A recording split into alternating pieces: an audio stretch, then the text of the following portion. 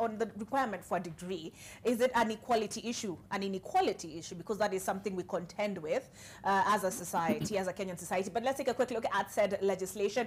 And the Elections Act of 2011, Section 22, states a person may be nominated as a candidate for an election if he or she is qualified to be elected to that office under the Constitution and this Act, and holds a certificate, diploma, or other post-secondary school qualification acquired after a period of at least 3 months study recognized by the relevant ministry and in such a manner as may be prescribed by the Commission. And this Act, it continues to state, a person may be nominated as a candidate for election as president, a deputy president, governor, or a deputy county governor only if the person is a holder of a degree from a university recognized in Kenya, save for the position of president, the deputy president, the governor, and deputy governor not apply for the offices of Parliament and County Assembly representatives. But of course, we were discussing how the intention was that it be extended to MPs and MCAs. Douglas, at the core of this is an equality issue. I love that Sylvia has come here already. I mean, prepared with all these statistics. She tells us 1.2 million Kenyans, only 1.2 million Kenyans have a degree, which represents about 3.5% of the population. Should we be reconsidering this requirement? Definitely, yes. And 2013, we did put a test to our current constitution.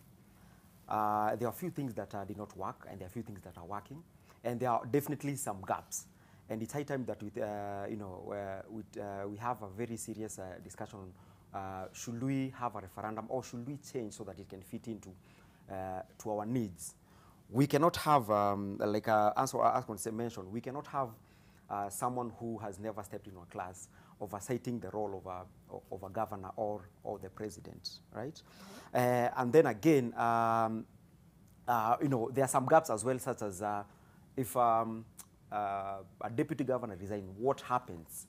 So definitely we need to have a serious conversation on should we change? Because again, listen, our constitution is one of the best constitution in the world. So if it was it was implemented in a developed country such as UK, England and US, it will serve them better. But for us, it's at the moment it's not serving us.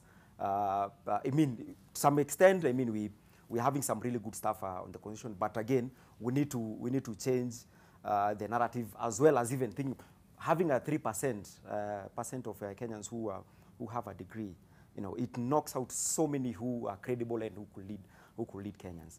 So okay. let's do you remember there's a time CS Matiang'i mentioned that there is a governor who presented a certificate for participating in a crusade as a degree. But because the IBC did not have, they could not verify, because the degree was in one of the South American language, they could not verify if it was a degree. So let's, everyone wants to get a degree, but some will produce a certificate participating in a crusade in a different... Thank you. I like how he tries to paint the picture that degree is important, but we have to also consider the other, the other part of the society. And Isn't it enough? Because, I mean, you're raising the issue of oversight, right? And you're saying, how can somebody who does not have a degree oversight a PhD governor, let's say? But when MPs, legislators assume office, they're taken through orientation, they're taken to the Kenya School of Government, they're talked through these processes. Is that not enough? You don't want to understand the kind of data that you are reading there from the Auditor General's over a 3-month lecture at the Kenya School of Law. It requires some depth of knowledge for you to understand and or get an opinion on such kind of, that depth of knowledge. So I don't really think that the much support that they get from Parliament towards ensuring that they are up to date with the happenings in Parliament is adequate enough to have them grounded to make proper decisions and have opinions on specific issues in the country that are tabled before them. So a degree is very important, just as I'd put it. And I'd like to go back to the question of equality and whether some section of the society feel sidelined. You know, if you look at our manifesto today, right, Right Honorable Raila Odinga talks about certifications that are given even to people who learned their jobs through apprenticeship. You'll find that somebody's a mason or somebody is a carpenter and they didn't go to any school, but they're good at it. Somebody's a mechanic. You see that in all the informal settlements, but they didn't go to school for this. The reason why they have not been getting proper employment is because there is no certification for this. So our proposition right now is that we'll be giving certification for such kind of jobs so that they're able to get employment. But that is not to mean that they're limited to that. In this country, there are provisions even for people who got D- in high school to move to the level of a PhD. So it is just being patient and understanding that the law demands that for somebody to be a governor or for somebody to be a president, they need a degree. But here is a position where people have thought that having a degree is as basic as just waking up, getting into a backstreet college and procuring a degree. And that is a very unfortunate thing. Look at this country probably the next 10 years. Should it land in the hands of somebody like William Ruto? We'll have Anna Chesa as a cabinet secretary. Okay. With a degree, I mean, with a... but initially he was in Uhuru Kenyatta's cabinet. Exactly. And that is what I'm saying. It doesn't matter whether it is Uhuru Kenyatta who appointed him. The chairman or, of Does it not?